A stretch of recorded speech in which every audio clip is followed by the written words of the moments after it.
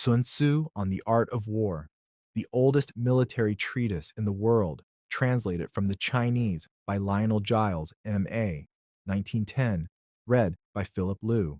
Laying Plans 1. Sun Tzu said, the art of war is of vital importance to the state. 2. It is a matter of life and death, a road either to safety or to ruin. Hence, it is a subject of inquiry which can, on no account, be neglected. 3. The art of war, then, is governed by 5 constant factors to be taken into account in one's deliberations when seeking to determine the conditions obtaining in the field. 4. These are 1. The moral law. 2. Heaven. 3. Earth. 4. The commander. Method and discipline. 5.6. The moral law causes the people to be in complete accord with their ruler, so that they will follow him regardless of their lives, undismayed by any danger. 7. Heaven signifies night and day, cold and heat, times and seasons. 8. Earth comprises distances, great and small, danger and security, open ground and narrow passes, the chances of life and death. 9. The commander stands for the virtues of wisdom, sincerely, benevolence, courage, and strictness. 10th. By method and discipline are to be understood the marshaling of the army in its proper subdivisions, the graduations of rank among the officers, the maintenance of roads by which supplies may reach the army, and the control of military expenditure. 11. These 5 heads should be familiar to every general. He who knows them will be victorious. He who knows them not will fail. 12. Therefore, in your deliberations, when seeking to determine the military conditions, let them be made the basis of a comparison in this wise. 13. 1. Which of the 2 sovereigns is imbued with the moral law? 2.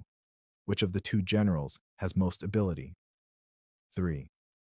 With whom lie the advantages derived from heaven and earth? 4. On which side is discipline most rigorously enforced? 5. Which army is stronger? 6. On which side are officers and men more highly trained? 7. In which army is there the greater constancy both in reward and punishment? 14. By means of these 7 considerations I can forecast victory or defeat. 15. The general that hearkens to my counsel and acts upon it will conquer. Let such a one be retained in command. The general that hearkens not to my counsel nor acts upon it will suffer defeat. Let such a one be dismissed. 16. While heading the profit of my counsel, avail yourself also of any helpful circumstances over and beyond the ordinary rules. 17. According as circumstances are favorable, one should modify one's plans. 18. All warfare is based on deception. 19. Hence, when able to attack, we must seem unable. When using our forces, we must seem inactive. When we are near, we must make the enemy believe we are far away. When far away, we must make him believe we are near. 20. Hold out baits to entice the enemy. Feign disorder and crush him. 21. If he is secure at all points, be prepared for him. If he is in superior strength, evade him. 22. If your opponent is of choleric temper, seek to irritate him. Pretend to be weak, that he may grow arrogant. 23. If he is taking his ease, give him no rest. If his forces are united, separate them. 24. Attack him where he is unprepared. Appear where you are not expected. 25. These military devices leading to victory must not be divulged beforehand. 26. Now the general who wins a battle makes many calculations in his temple ere the battle is fought. The general who loses a battle makes but few calculations beforehand. Thus do many calculations lead to victory and few calculations to defeat. How much more no calculation at all? It is by attention to this point that I can foresee who is likely to win or lose. Waging war. 1. Sun Tzu said, "In the operations of war, where there are in the field 1,000 swift chariots, as many heavy chariots, and 100,000 mail-clad soldiers, with provisions enough to carry them 1,000 li, the expenditure at home and at the front, including entertainment of guests, small items such as glue and paint, and sums spent on chariots and armor, will reach the total of 1,000 ounces of silver per day. Such is the cost of raising an army of 100,000 men. 2.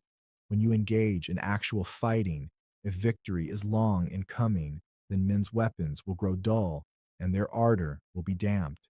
If you lay siege to a town, you will exhaust your strength. 3. Again, if the campaign is protracted, the resources of the state will not be equal to the strain. 4. Now, when your weapons are dulled, your ardor damped, your strength exhausted, and your treasure spent, other chieftains will spring up to take advantage of your extremity. Then no man, however wise, will be able to avert the consequences that must ensue. 5. Thus, though we have heard of stupid haste in war, cleverness has never been seen associated with long delays. 6. There is no instance of a country having benefited from prolonged warfare. 7. It is only one who is thoroughly acquainted with the evils of war that can thoroughly understand the profitable way of carrying it on. 8. The skillful soldier does not raise a second levy, neither are his supply wagons loaded more than twice. 9. Bring war material with you from home, but forage on the enemy. Thus the army will have food enough for its needs. 10th, poverty of the state exchequer causes an army to be maintained by contributions from a distance. Contributing to maintain an army at a distance causes the people to be impoverished. 11. On the other hand, the proximity of an army causes prices to go up, and high prices cause the people's substance to be drained away. 12th, when their substance is drained away, the peasantry will be afflicted by heavy exactions. 13.14. With this loss of substance and exhaustion of strength, the homes of the people will be stripped bare, and 3/10 of their income will be dissipated, while government expenses for broken chariots, worn-out horses, breastplates and helmets, bows and arrows, spears and shields, protective mantles, draft oxen, and heavy wagons will amount to 4/10 of its total revenue. 15. Hence, a wise general makes a point of foraging on the enemy. 1 cartload of the enemy's provisions is equivalent to 20 of one's own, and likewise a single picul of his provender is equivalent to 20 from one's own store. 16. Now, in order to kill the enemy, our men must be roused to anger, that there may be advantage from defeating the enemy. They must have their rewards. 17. Therefore, in chariot fighting, when 10 or more chariots have been taken, those should be rewarded who took the first. Our own flags should be substituted for those of the enemy, and the chariots mingled and used in conjunction with ours. The captured soldiers should be kindly treated and kept. 18. This is called using the conquered foe to augment one's own strength. 19. In war, then, let your great object be victory, not lengthy campaigns. 20. Thus it may be known that the leader of armies is the arbiter of the people's fate, the man on whom it depends whether the nation shall be in peace or in peril. Attack by stratagem. 1. Sun Tzu said, "In the practical art of war, the best thing of all is to take the enemy's country whole and intact. To shatter and destroy it is not so good. So, too, it is better to recapture an army entire than to destroy it. To capture a regiment, a detachment, or a company entire than to destroy them. 2. Hence, to fight and conquer in all your battles is not supreme excellence.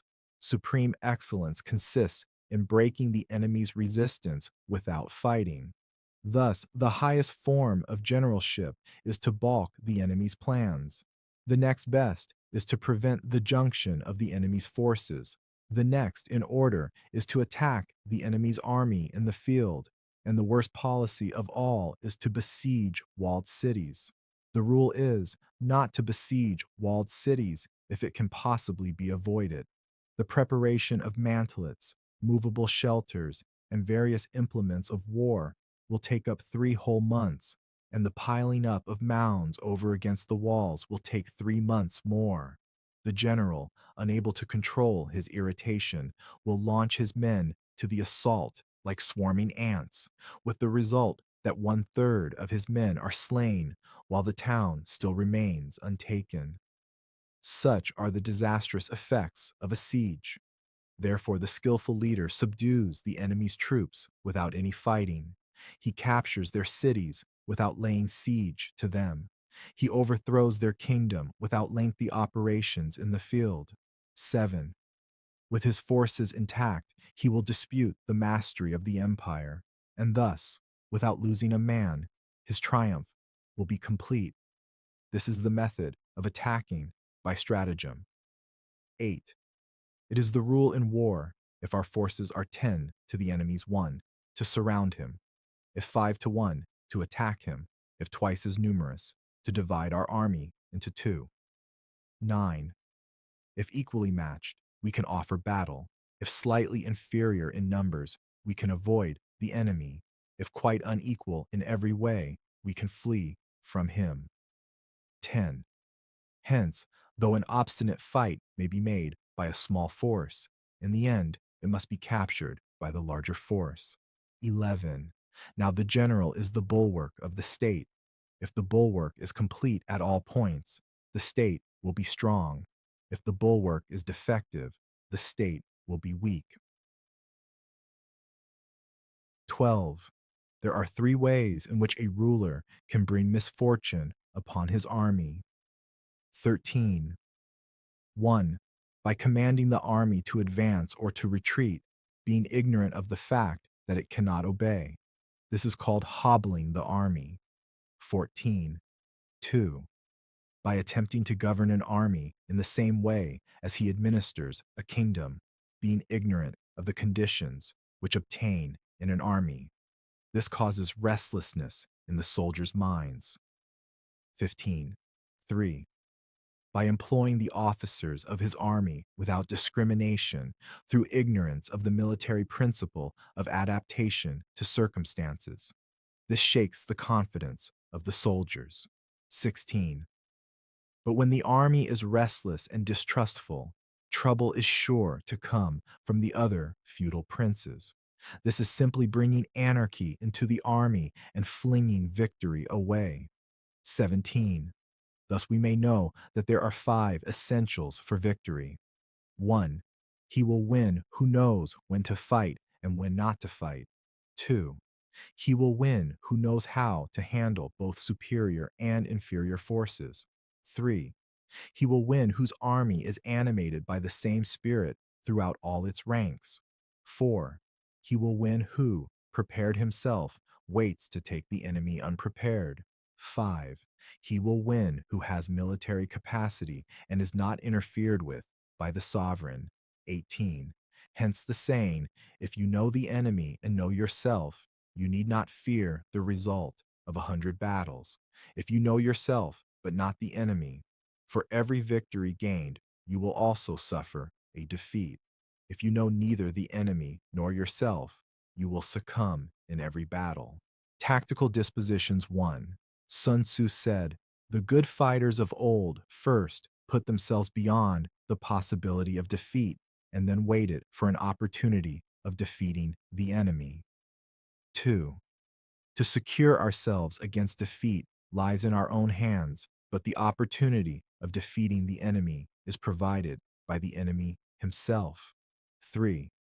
Thus the good fighter is able to secure himself against defeat but cannot make certain of defeating the enemy. 4. Hence the saying, one may know how to conquer without being able to do it. Security against defeat implies defensive tactics. Ability to defeat the enemy means taking the offensive. 6. Standing on the defensive indicates insufficient strength, attacking a superabundance of strength. 7.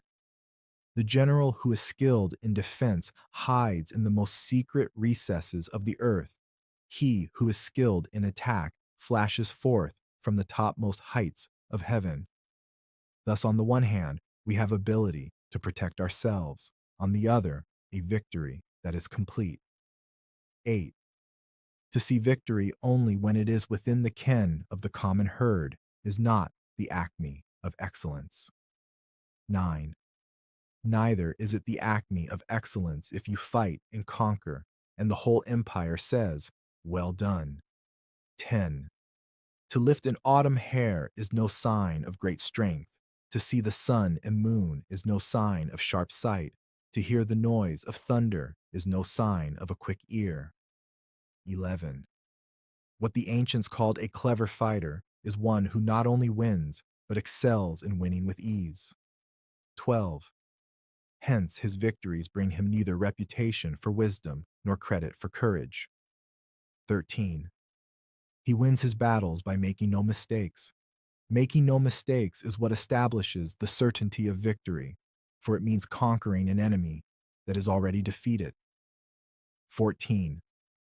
Hence, the skillful fighter puts himself into a position which makes defeat impossible and does not miss the moment for defeating the enemy. 15.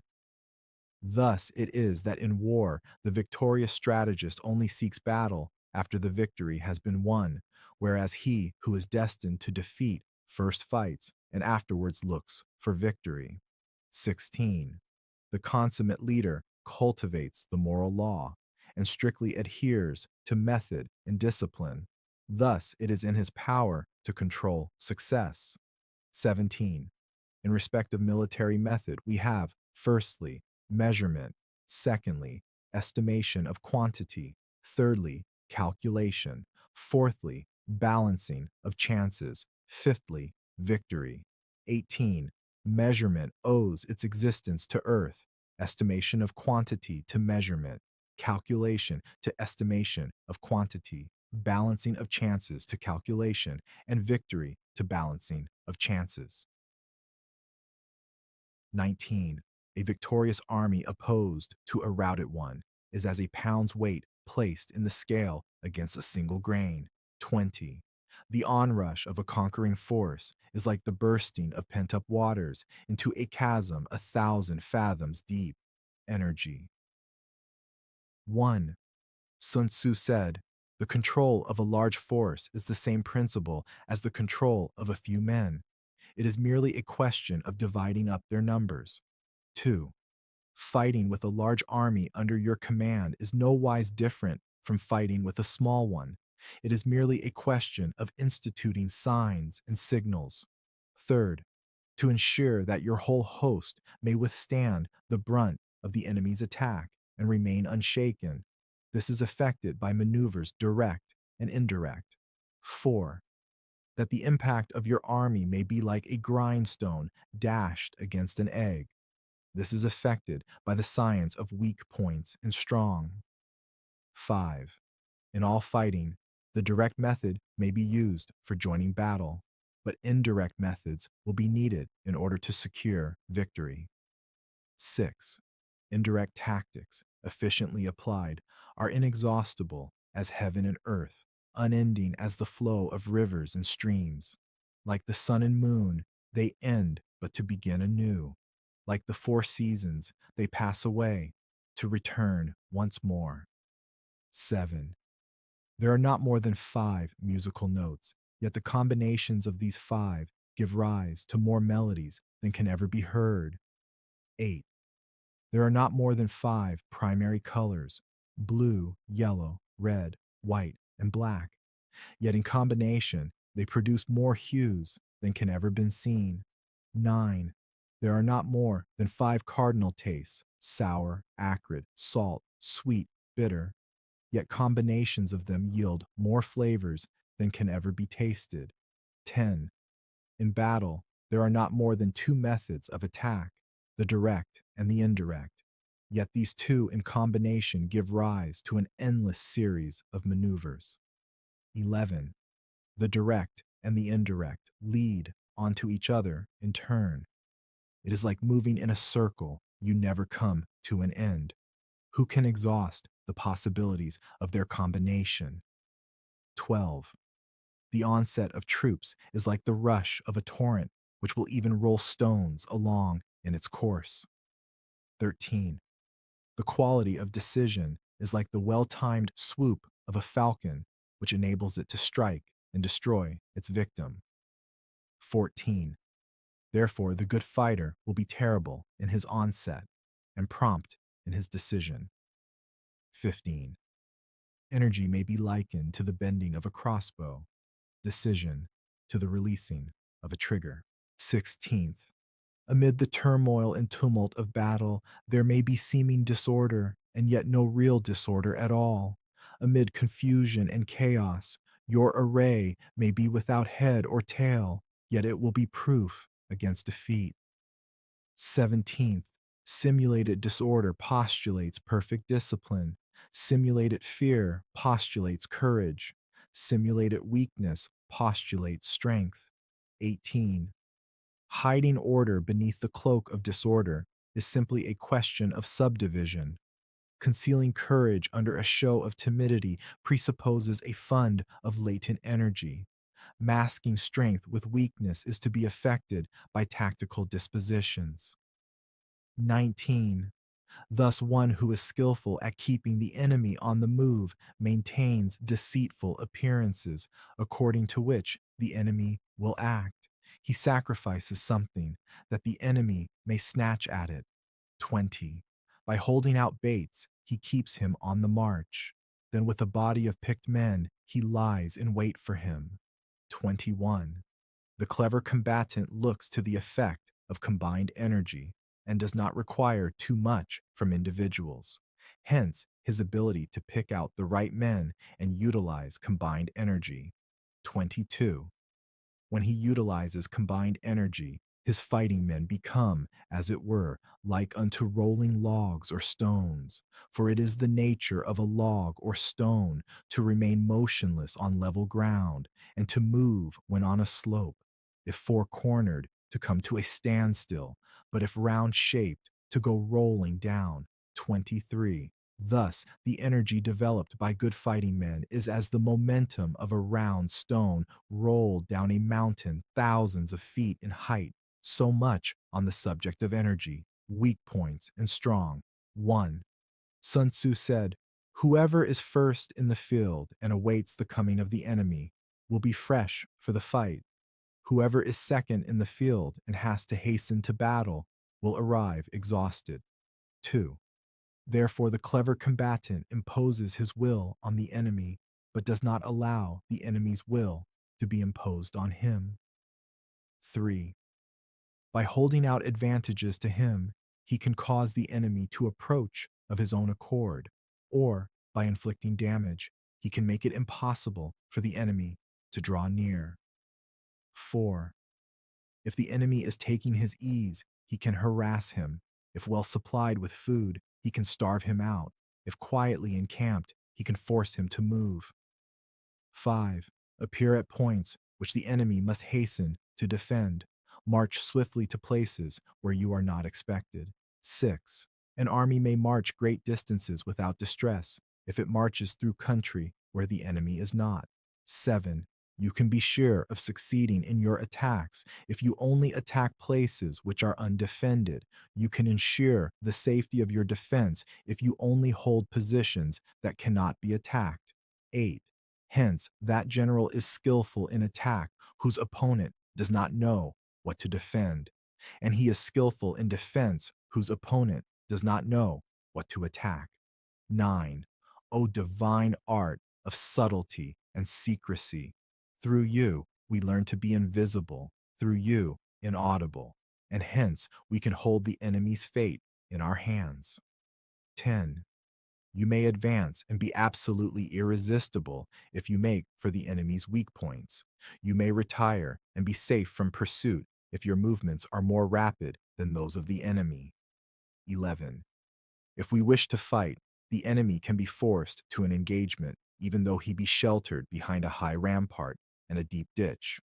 All we need do is attack some other place that he will be obliged to relieve. 12.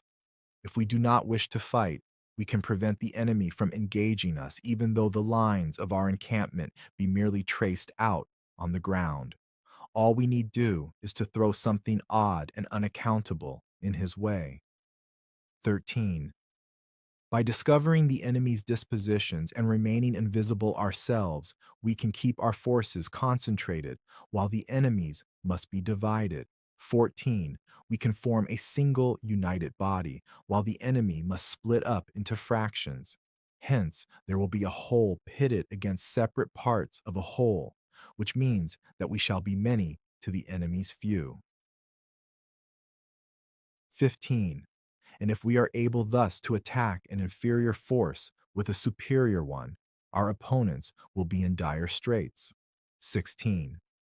The spot where we intend to fight must not be made known, for then the enemy will have to prepare against a possible attack at several different points, and his forces being thus distributed in many directions, the numbers we shall have to face at any given point will be proportionately few.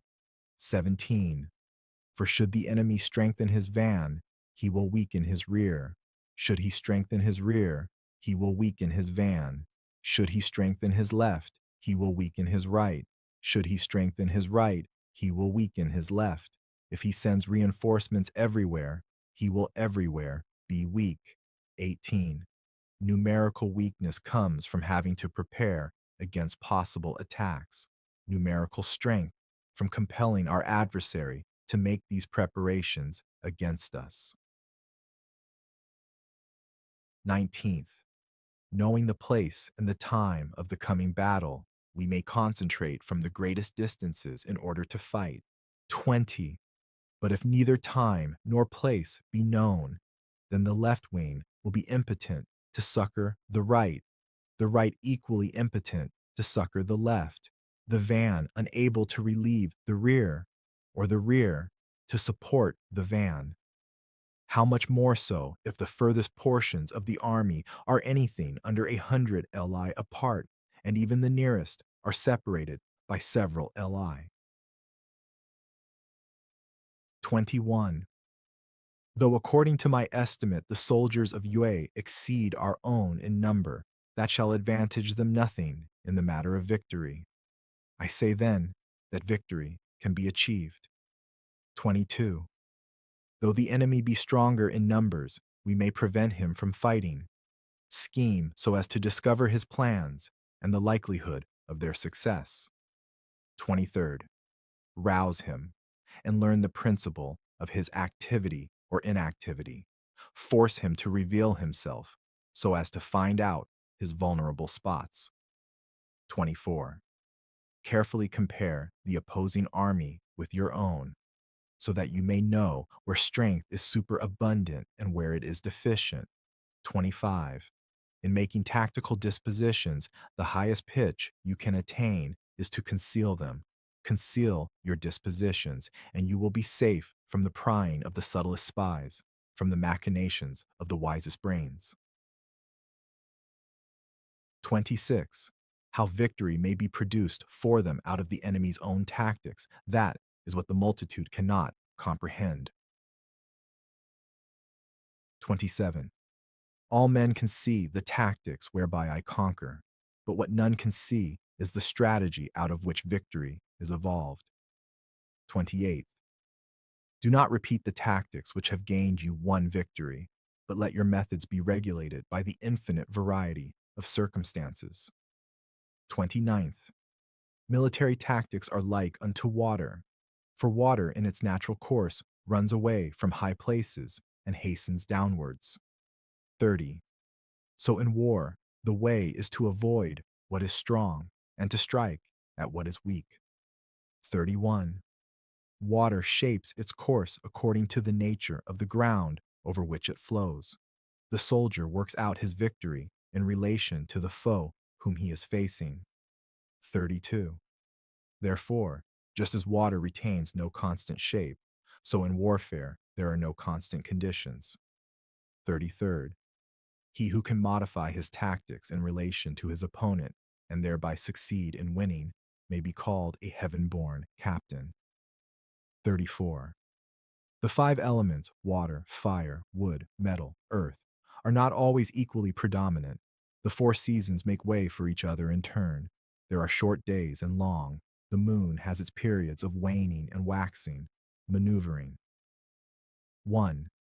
Sun Tzu said, "In war, the general receives his commands from the sovereign." 2. Having collected an army and concentrated his forces, he must blend and harmonize the different elements thereof before pitching his camp. 3. After that comes tactical maneuvering, than which there is nothing more difficult. The difficulty of tactical maneuvering consists in turning the devious into the direct and misfortune into gain. 4. Thus, to take a long and circuitous route, after enticing the enemy out of the way, and though starting after him, to contrive to reach the goal before him, shows knowledge of the artifice of deviation. 5. Maneuvering with an army is advantageous, with an undisciplined multitude most dangerous. 6. If you set a fully equipped army in march in order to snatch an advantage, the chances are that you will be too late. On the other hand, to detach a flying column for the purpose involves the sacrifice of its baggage and stores. 7. Thus, if you order your men to roll up their buff coats and make forced marches without halting day or night, covering double the usual distance at a stretch, doing 100 li in order to rest an advantage, the leaders of all your 3 divisions will fall into the hands of the enemy. 8. The stronger men will be in front, the jaded ones will fall behind, and on this plan only 1/10 of your army will reach its destination. 9. If you march 50 li in order to outmaneuver the enemy, you will lose the leader of your first division, and only half your force will reach the goal. 10. If you march 30 li with the same object, 2/3 of your army will arrive. 11. We may take it then that an army without its baggage train is lost. Without provisions, it is lost. Without bases of supply, it is lost. 12. We cannot enter into alliances until we are acquainted with the designs of our neighbors. 13. We are not fit to lead an army on the march unless we are familiar with the face of the country, its mountains and forests, its pitfalls and precipices, its marshes and swamps. 14. We shall be unable to turn natural advantage to account unless we make use of local guides. 15. In war, practice dissimulation, and you will succeed. 16. Whether to concentrate or to divide your troops must be decided by circumstances. 17th. Let your rapidity be that of the wind, your compactness that of the forest. 18. In raiding and plundering, be like fire, is immovability like a mountain. 19th. Let your plans be dark and impenetrable as night, and when you move, fall like a thunderbolt. 20. When you plunder a countryside, let the spoil be divided amongst your men. When you capture new territory, cut it up into allotments for the benefit of the soldiery. 21st. Ponder and deliberate before you make a move. 22. He will conquer who has learnt the artifice of deviation. Such is the art of maneuvering. 23. The Book of Army Management says, on the field of battle, the spoken word does not carry far enough, hence the institution of gongs and drums, nor can ordinary objects be seen clearly enough, hence the institution of banners and flags. 24. Gongs and drums, banners and flags are means whereby the ears and eyes of the host may be focused on one particular point. 25. The host thus forming a single united body, is it impossible either for the brave to advance alone or for the cowardly to retreat alone. This is the art of handling large masses of men. 26. In night fighting, then, make much use of signal fires and drums, and in fighting by day, of flags and banners, as a means of influencing the ears and eyes of your army. 27th. A whole army may be robbed of its spirit. A commander-in-chief may be robbed of his presence of mind. 28th. Now a soldier's spirit is keenest in the morning. By noonday it has begun to flag, and in the evening his mind is bent only on returning to camp. 29th. A clever general, therefore, avoids an army when its spirit is keen, but attacks it when it is sluggish and inclined to return. This is the art of studying moods. 30.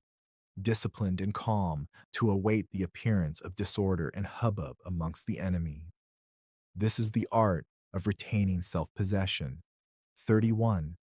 To be near the goal while the enemy is still far from it, to wait at ease while the enemy is toiling and struggling, to be well fed while the enemy is famished. This is the art of husbanding one's strength. 32. To refrain from intercepting an enemy whose banners are in perfect order, to refrain from attacking an army drawn up in calm and confident array. This is the art of studying circumstances. 33.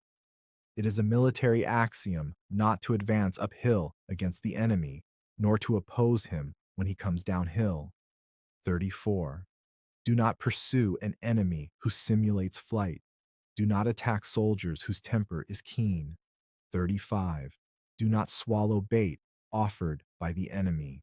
Do not interfere with an army that is returning home. 36. When you surround an army, leave an outlet free. Do not press a desperate foe too hard. 37. Such is the art of warfare. Variation in tactics. 1. Sun Tzu said, in war, the general receives his commands from the sovereign, collects his army, and concentrates his forces. 2. When in difficult country, do not encamp. In country where high roads intersect, join hands with your allies. Do not linger in dangerously isolated positions. In hemmed-in situations, you must resort to stratagem. In desperate position, you must fight. 3.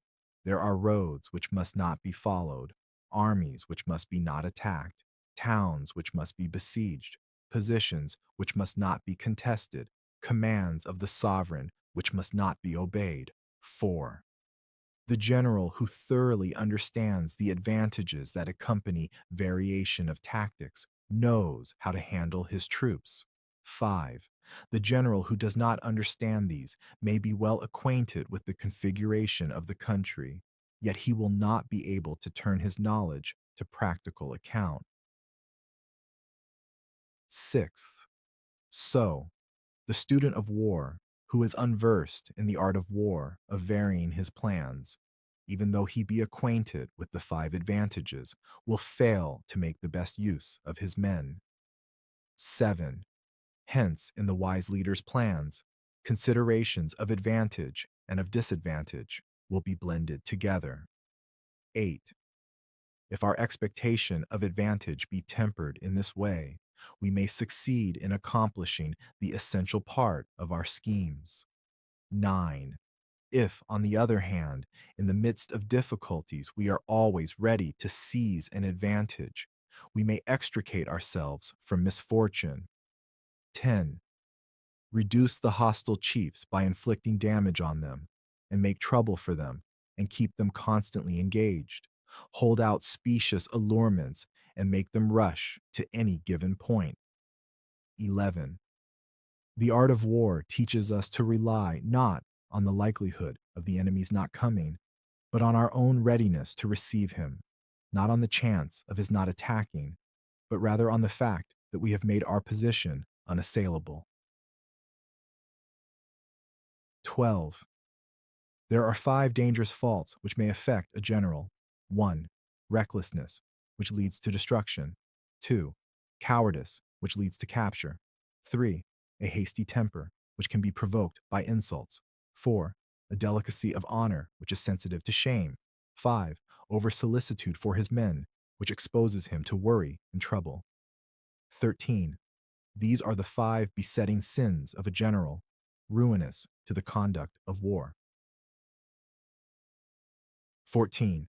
When an army is overthrown and its leader slain, the cause will surely be found among these 5 dangerous faults. Let them be a subject of meditation. The army on the march. 1. Sun Tzu said, "We come now to the question of encamping the army and observing signs of the enemy.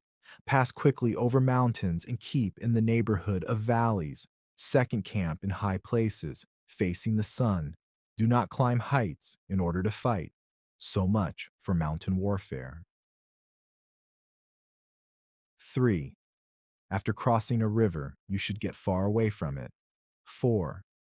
When an invading force crosses a river in its onward march, do not advance to meet it in midstream. It will be best to let half the army get across and then deliver your attack. 5. If you are anxious to fight, you should not go to meet the invader near a river which he has to cross. 6. Moor your craft higher up than the enemy and facing the sun. Do not move upstream to meet the enemy. So much for river warfare. 7. In crossing salt marshes, your sole concern should be to get over them quickly, without any delay. 8. If forced to fight in a salt marsh, you should have water and grass near you and get your back to a clump of trees. So much for operations in salt marshes. 9. In dry level country, take up an easily accessible position with rising ground to your right and on your rear, so that the danger may be in front and safety lie behind. So much for campaigning in flat country. 10. These are the 4 useful branches of military knowledge which enabled the Yellow Emperor to vanquish 4 several sovereigns. 11. All armies prefer high ground to low and sunny places to dark. 12. If you are careful of your men and camp on hard ground, the army will be free from disease of every kind, and this will spell victory. 13. When you come to a hill or a bank, occupy the sunny side with the slope on your right rear. Thus, you will at once act for the benefit of your soldiers and utilize the natural advantages of the ground. 14. When, in consequence of heavy rains up country, a river which you wish to ford is swollen and flecked with foam, you must wait until it subsides. 15th country in which there are precipitous cliffs with torrents running between, deep natural hollows, confined places, tangled thickets, quagmires, and crevasses, should be left with all possible speed and not approached. 16. While we keep away from such places, we should get the enemy to approach them. While we face them, we should let the enemy have them on his rear. 17. If in the neighborhood of your camp there should be any hilly country, ponds surrounded by aquatic grass, hollow basins filled with reeds, or woods with thick undergrowth, they must be carefully rooted out and searched, for these are places where men in ambush or insidious spies are likely to be lurking. 18. When the enemy is close at hand and remains quiet, he is relying on the natural strength of his position. 19. When he keeps aloof and tries to provoke a battle, he is anxious for the other side to advance. 20. If his place of encampment is easy of access, he is tendering a bait. 21st. Movement amongst the trees of a forest shows that the enemy is advancing. The appearance of a number of screens in the midst of thick grass means that the enemy wants to make us suspicious. 22. The rising of birds in their flight is the sign of an ambuscade. Startled beasts indicate that a sudden attack is coming. 23. When there is dust rising in a high column, it is the sign of chariots advancing. When the dust is low but spread over a wide area, it betokens the approach of infantry. When it branches out in different directions, it shows that parties have been sent to collect firewood. A few clouds of dust moving to and fro signify that the army is encamping. 24. Humble words and increased preparations are signs that the enemy is about to advance. Violent language and driving forward as if to the attack are signs that he will retreat. 25. When the light chariots come out first and take up a position on the wings, it is a sign that the enemy is forming for battle. 26. Peace proposals unaccompanied by a sworn covenant indicate a plot. 27. When there is much running about and the soldiers fall into rank, it means that the critical moment has come. 28. When some are seen advancing and some retreating, it is a lure. 29. When the soldiers stand leaning on their spears, they are faint from want of food. 30. If those who are sent to draw water begin by drinking themselves, the army is suffering from thirst. 31. If the enemy sees an advantage to be gained and makes no effort to secure it, the soldiers are exhausted. 32.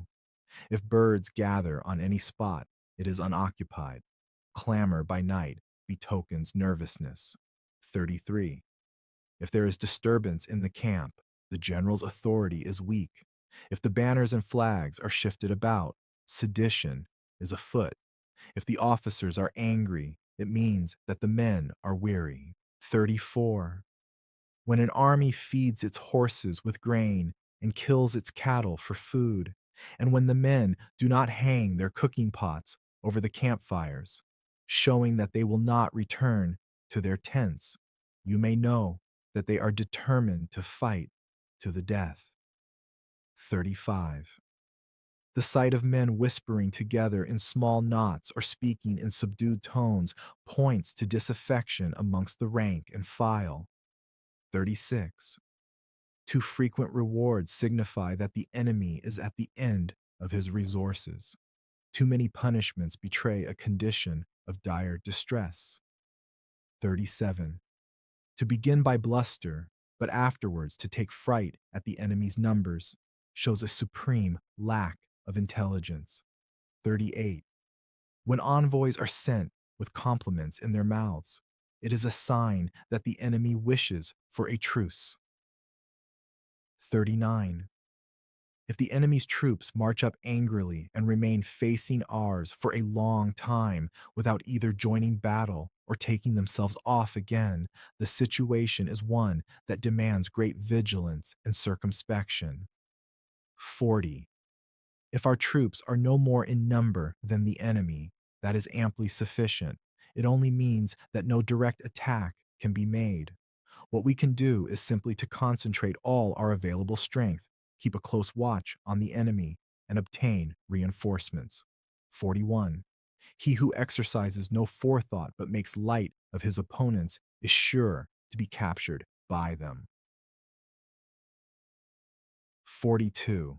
If soldiers are punished before they have grown attached to you, they will not prove submissive, and unless submissive, then will be practically useless if, when the soldiers have become attached to you, punishments are not enforced.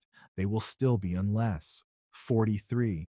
Therefore, soldiers must be treated in the first instance with humanity, but kept under control by means of iron discipline. This is a certain road to victory. 44. If in training soldiers' commands are habitually enforced, the army will be well disciplined. If not, its discipline will be bad. 45.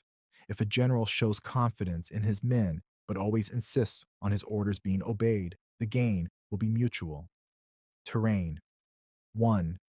Sun Tzu said, "We may distinguish 6 kinds of terrain, to wit, 1. Accessible ground. 2. Entangling ground. 3. Temporizing ground. 4. Narrow passes. 5. Precipitous heights. 6. Positions at a great distance from the enemy. 2. Ground which can be freely traversed by both sides is called accessible. 3. With regard to ground of this nature, be before the enemy in occupying the raised and sunny spots, and carefully guard your line of supplies. Then you will be able to fight with advantage. Fourth, ground which can be abandoned but is hard to reoccupy is called entangling. 5. From a position of this sort, if the enemy is unprepared, you may sally forth and defeat him. But if the enemy is prepared for your coming, and you fail to defeat him, then return being impossible. Disaster will ensue. 6. When the position is such that neither side will gain by making the first move, it is called temporizing ground. 7. In a position of this sort, even though the enemy should offer us an attractive bait, it will be advisable not to stir forth, but rather to retreat, thus enticing the enemy in his turn. Then, when part of his army has come out, we may deliver our attack with advantage. 8. With regard to narrow passes, if you can occupy them first, let them be strongly garrisoned and await the advent of the enemy. 9. Should the army forestall you in occupying a pass, do not go after him if the pass is fully garrisoned, but only if it is weakly garrisoned. 10. With regard to precipitous heights, if you are beforehand with your adversary, you should occupy the raised and sunny spots, and there wait for him to come up. 11. If the enemy has occupied them before you, do not follow him, but retreat and try to entice him away. 12. If you are situated at a great distance from the enemy, and the strength of the two armies is equal, it is not easy to provoke a battle, and fighting will be to your disadvantage. 13. These 6 are the principles connected with earth. The general who has attained a responsible post must be careful to study them. 14. Now an army is exposed to 6 several calamities, not arising from natural causes, but from faults for which the general is responsible. These are 1. Flight. 2. Insubordination. 3. Collapse. 4. Ruin. 5. Disorganization. 6. Rout. 15. Other conditions being equal, if one force is hurled against another 10 times its size, the result will be the flight of the former. 16. When the common soldiers are too strong and their officers too weak, the result is insubordination. When the officers are too strong and the common soldiers too weak, the result is collapse. 17. When the higher officers are angry and insubordinate, and on meeting the enemy give battle on their own account from a feeling of resentment, before the commander-in-chief can tell whether or no he is in a position to fight, the result is ruin. 18. When the general is weak and without authority, when his orders are not clear and distinct, when there are no fixed duties assigned to officers and men, and the ranks are formed in a slovenly, haphazard manner, the result is utter disorganization. 19. When a general, unable to estimate the enemy's strength, allows an inferior force to engage a larger one, or hurls a weak detachment against a powerful one, and neglects to place picked soldiers in the front rank, the result must be rout. 20. These are 6 ways of courting defeat, which must be carefully noted by the general who has attained a responsible post. 21. The natural formation of the country is the soldier's best ally, but a power of estimating the adversary, of controlling the forces of victory, and of shrewdly calculating difficulties, dangers, and distances constitutes the test of a great general. 22. He who knows these things and in fighting puts his knowledge into practice will win his battles. He who knows them not nor practices them will surely be defeated. 23. If fighting is sure to result in victory, then you must fight, even though the ruler forbid it. If fighting will not result in victory, then you must not fight even at the ruler's bidding. 24. The general who advances without coveting fame and retreats without fearing disgrace, whose only thought is to protect his country and do good service for his sovereign, is the jewel of the kingdom. 25. Regard your soldiers as your children, and they will follow you into the deepest valleys. Look upon them as your own beloved sons, and they will stand by you even unto death. 26. If, however, you are indulgent, but unable to make your authority felt, kind-hearted, but unable to enforce your commands, and incapable, moreover, of quelling disorder, then your soldiers must be likened to spoilt children. They are useless for any practical purpose. 27. If we know that our own men are in a condition to attack, but are unaware that the enemy is not open to attack, we have gone only halfway towards victory. 28. If we know that the enemy is open to attack, but are unaware that our own men are not in a condition to attack, we have gone only halfway towards victory. 29. If we know that the enemy is open to attack, and also know that our men are in a condition to attack, but are unaware that the nature of the ground makes fighting impracticable, we have still gone only halfway towards victory. 30. Hence, the experienced soldier, once in motion, is never bewildered. Once he has broken camp, he is never at a loss. 31. Hence the saying, if you know the enemy and know yourself, your victory will not stand in doubt. If you know heaven and know earth, you may make your victory complete. The 9 situations. 1. Sun Tzu said, the art of war recognizes 9 varieties of ground. 1. Dispersive ground. 2. Facile ground. 3. Contentious ground. 4. Open ground. 5. Ground of intersecting highways. 6. Serious ground. 7. Difficult ground. 8. Hemmed-in ground. 9. Desperate ground. 2. When a chieftain is fighting in his own territory, it is dispersive ground. 3rd, when he has penetrated into hostile territory, but to no great distance, it is facile ground. 4th, ground the possession of which imports great advantage to either side, is contentious ground. 5. Ground on which each side has liberty of movement is open ground. 6th, ground which forms the key to 3 contiguous states, so that he who occupies it first has most of the empire at his command, is a ground of intersecting highways. 7. When an army has penetrated into the heart of a hostile country, leaving a number of fortified cities in its rear, it is serious ground. 8. Mountain forests, rugged steeps, marshes, and fens. All country that is hard to traverse, this is difficult ground. 9.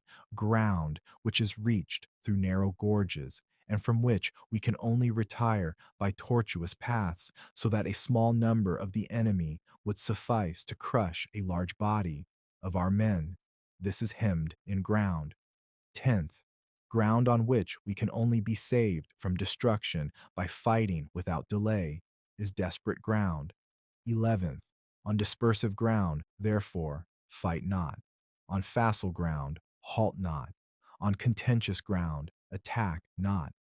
12th, on open ground, do not try to block the enemy's way. On the ground of intersecting highways, join hands with your allies. 13. On serious ground, gather and plunder. In difficult ground, keep steadily on the march. 14. On hemmed-in ground, resort to stratagem. On desperate ground, fight. 15. Those who were called skillful leaders of old knew how to drive a wedge between the enemy's front and rear. to prevent cooperation between his large and small divisions, to hinder the good troops from rescuing the bad, the officers from rallying their men. 16. When the enemy's men were united, they managed to keep them in disorder. 17. When it was to their advantage, they made a forward move, when otherwise they stopped still. 18. If asked how to cope with the great host of the enemy in orderly array and on the point of marching to the attack, I should say, begin by seizing something which your opponent holds dear, then he will be amenable to your will. 19th, rapidity is the essence of war. Take advantage of the enemy's unreadiness, make your way by unexpected routes, and attack unguarded spots. 20. The following are the principles to be observed by an invading force. The further you penetrate into a country, the greater will be the solidarity of your troops, and thus the defenders will not prevail against you. 21st. Make forays in fertile country in order to supply your army with food. 22nd. Carefully study the well-being of your men and do not overtax them. Concentrate your energy and hoard your strength. Keep your army continually on the move and devise unfathomable plans. 23rd. Throw your soldiers into positions whence there is no escape, and they will prefer death to flight. If they will face death, there is nothing they may not achieve. Officers and men alike will put forth their uttermost strength. 24. Soldiers, when in desperate straits, lose the sense of fear. If there is no place of refuge, they will stand firm. If they are in hostile country, they will show a stubborn front. If there is no help for it, they will fight hard. 25. Thus, without waiting to be marshaled, the soldiers will be constantly on the qui-vive. Without waiting to be asked, they will do your will. Without restrictions, they will be faithful. Without giving orders, they can be trusted. 26. Prohibit the taking of omens and do away with superstitious doubts. Then, until death itself comes, no calamity need be feared. 27. If our soldiers are not overburdened with money, it is not because they have a distaste for riches. If their lives are not unduly long, it is not because they are disinclined to longevity. 28th. On the day they are ordered out to battle, your soldiers may weep, those sitting up bedewing their garments, and those lying down, letting the tears run down their cheeks. But let them once be brought to bay, and they will display the courage of a Chu or a Kuei. 29. The skillful tactician may be likened to the Shuai-jan. Now the Shuai-jan is a snake that is found in the Chung Mountains. Strike at its head, and you will be attacked by its tail. Strike at its tail, and you will be attacked by its head. Strike at its middle, and you will be attacked by head and tail, both. 30. Asked if an army can be made to imitate the Shuai-jan, I should answer yes. For the men of Wu and the men of Yue are enemies, yet if they are crossing a river in the same boat and are caught by a storm, they will come to each other's assistance just as the left hand helps the right. 31. Hence, it is not enough to put one's trust in the tethering of horses and the burying of chariot wheels in the ground. 32. The principle on which to manage an army is to set up one standard of courage which all must reach. 33. How to make the best of both strong and weak. That is a question involving the proper use of ground. 34. Thus the skillful general conducts his army just as though he were leading a single man, willy-nilly, by the hand. 35. It is the business of a general to be quiet and thus ensure secrecy, upright and just, and thus maintain order. 36. He must be able to mystify his officers and men by false reports and appearances, and thus keep them in total ignorance. 37. By altering his arrangements and changing his plans, he keeps the enemy without definite knowledge. By shifting his camp and taking circuitous routes, he prevents the enemy from anticipating his purpose. 38. At the critical moment, the leader of an army acts like one who has climbed up a height and then kicks away the ladder behind him. He carries his men deep into hostile territory before he shows his hand. 39. He burns his boats and breaks his cooking pots. Like a shepherd driving a flock of sheep, he drives his men this way and that, and nothing knows whither he is going. 40th, to muster his host and bring it into danger. This may be termed the business of the general. The different measures suited to the 9 varieties of ground, the expediency of aggressive or defensive tactics, and the fundamental laws of human nature. These are things that must most certainly be studied. 42. When invading hostile territory, the general principle is that penetrating deeply brings cohesion. Penetrating but a short way means dispersion. 43. When you leave your own country behind and take your army across neighborhood territory, you find yourself on critical ground. When there are means of communication on all 4 sides, the ground is one of intersecting highways. 44. When you penetrate deeply into a country, it is serious ground. When you penetrate but a little way, it is facile ground. 45. When you have the enemy's strongholds on your rear and narrow passes in front, it is hemmed in ground. When there is no place of refuge at all, it is desperate ground. 46. Therefore, on dispersive ground, I would inspire my men with unity of purpose. On facile ground, I would see that there is close connection between all parts of my army. 47. On contentious ground, I would hurry up my rear. 48. On open ground, I would keep a vigilant eye on my defenses. On ground of intersecting highways, I would consolidate my alliances. 49. On serious ground, I would try to ensure a continuous stream of supplies. On difficult ground, I would keep pushing on along the road. 50. On hemmed in ground, I would block any way of retreat. On desperate ground, I would proclaim to my soldiers the hopelessness of saving their lives. 51.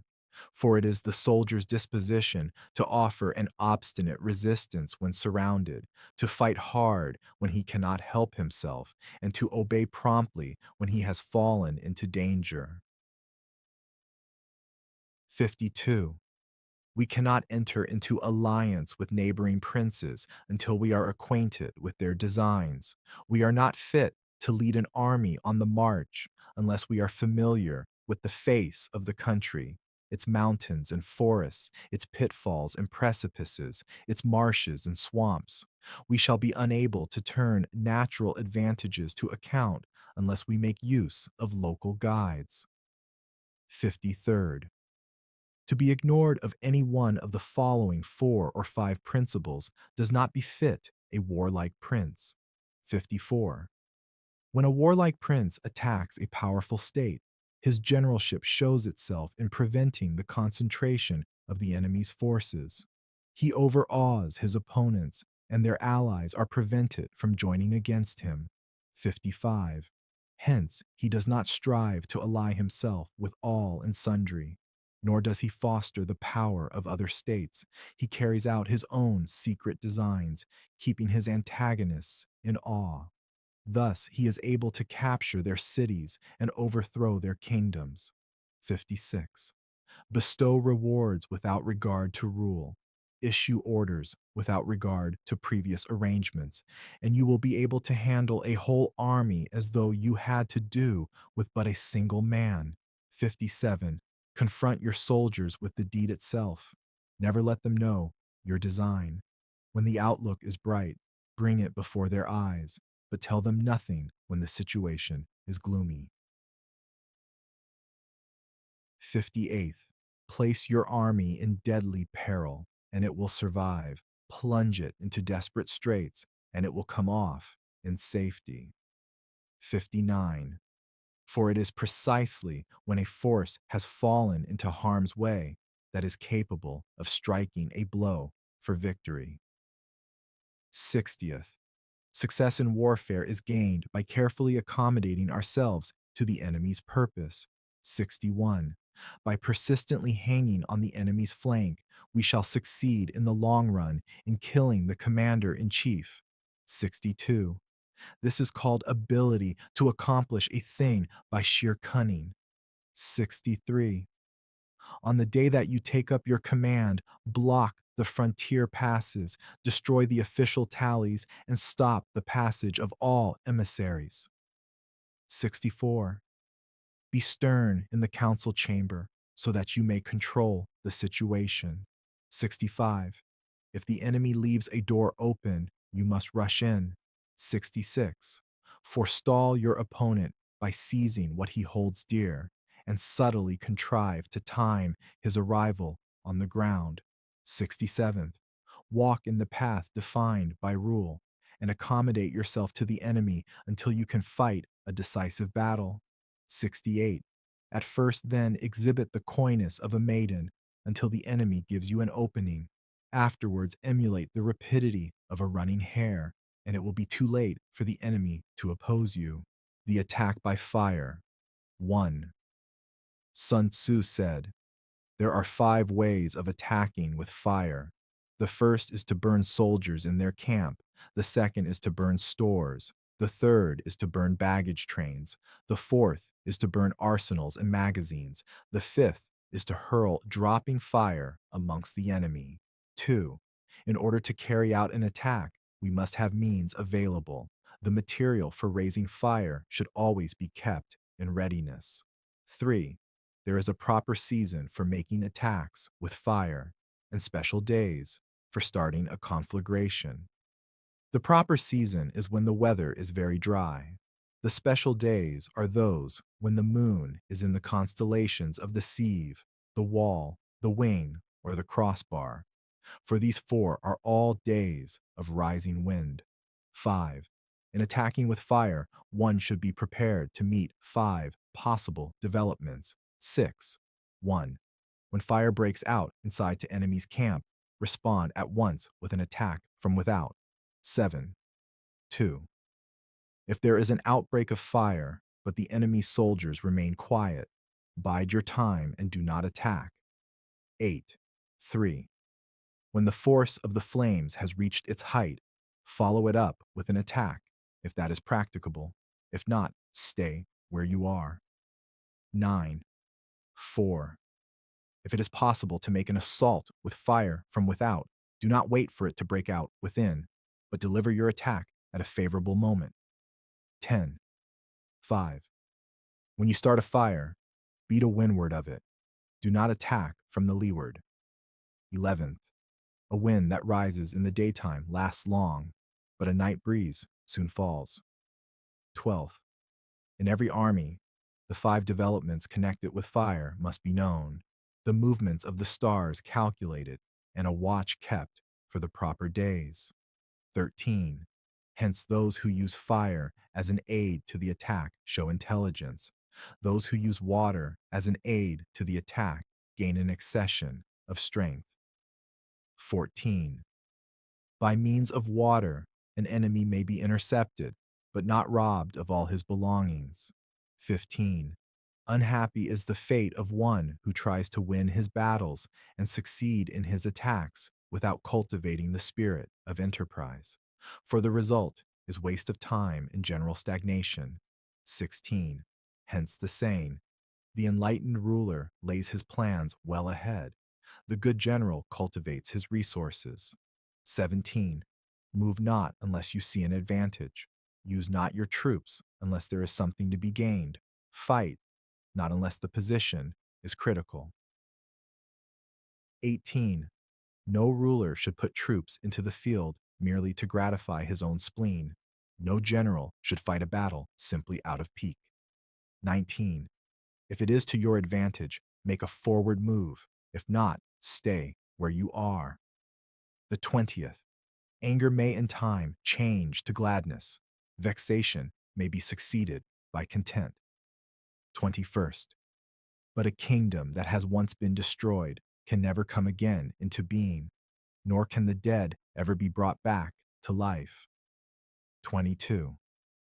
Hence the enlightened ruler is heedful, and the good general full of caution. This is the way to keep a country at peace and an army intact. The use of spies. 1. Sun Tzu said, raising a host of 100,000 men and marching them great distances entails heavy loss on the people and a drain on the resources of the state. The daily expenditure will amount to 1,000 ounces of silver. There will be commotion at home and abroad, and men will drop down exhausted on the highways. As many as 700,000 families will be impeded in their labor. 2. Hostile armies may face each other for years, striving for the victory which is decided in a single day. This being so, to remain in ignorance of the enemy's condition simply because one grudges the outlay of 100 ounces of silver in honors and emoluments is the height of inhumanity. 3. One who acts thus is no leader of men, no present help to his sovereign, no master of victory. Thus, what enables the wise sovereign and the good general to strike and conquer and achieve things beyond the reach of ordinary men is foreknowledge. 5. Now, this foreknowledge cannot be elicited from spirits. It cannot be obtained inductively from experience, nor by any deductive calculation. 6. Knowledge of the enemy's dispositions can only be obtained from other men. 7. Hence the use of spies, of whom there are 5 classes. 1. Local spies. 2. Inward spies. 3. Converted spies. 4. Doomed spies. 5. Surviving spies. 8. When these 5 kinds of spy are all at work, none can discover the secret system. This is called divine manipulation of the threads. It is the sovereign's most precious faculty. 9. Having local spies means employing the services of the inhabitants of a district. 10. Having inward spies, making use of officials of the enemy. 11. Having converted spies, getting hold of the enemy's spies and using them for our own purposes. 12. Having doomed spies, doing certain things openly for purposes of deception and allowing our spies to know of them and report them to the enemy. 13. Surviving spies, finally, are those who bring back news from the enemy's camp. 14. Hence it is that which none in the whole army are more intimate relations to be maintained than with spies. None should be more liberally rewarded. In no other business should greater secrecy be preserved. 15th. Spies cannot be usefully employed without a certain intuitive sagacity. 16. They cannot be properly managed without benevolence and straightforwardness. 17. Without subtle ingenuity of mind, one cannot make certain of the truth of their reports. 18. Be subtle, and use your spies for every kind of business. 19. If a secret piece of news is divulged by a spy before the time is ripe, he must be put to death together with the man to whom the secret was told. 20. Whether the object be to crush an army, to storm a city, or to assassinate an individual, it is always necessary to begin by finding out the names of the attendants, the aides de camp, and doorkeepers and sentries of the general in command. Our spies must be commissioned to ascertain these. 21. The enemy's spies who have come to spy on us must be sought out, tempted with bribes, led away, and comfortably housed. Thus, they will become converted spies and available for our service. 22. It is through the information brought by the converted spy that we are able to acquire and employ local and inward spies. 23. It is owing to his information, again, that we can cause the doomed spy to carry false tidings to the enemy. 24th. Lastly, it is by his information that the surviving spy can be used on appointed occasions. 25. The end and aim of spying in all its five varieties is knowledge of the enemy, and this knowledge can only be derived in the first instance from the converted spy. Hence, it is essential that the converted spy be treated with the utmost liberality. 26. Of old, the rise of the Yin dynasty was due to Yi Qi, who had served under the Xia. Likewise, the rise of the Zhou dynasty was due to Liu Ya, who had served under the Yin. 27. Hence, it is only the enlightened ruler and the wise general who will use the highest intelligence of the army for purposes of spying, and thereby they achieve great results. Spies are a most important element in water because on them depends an army's ability to move.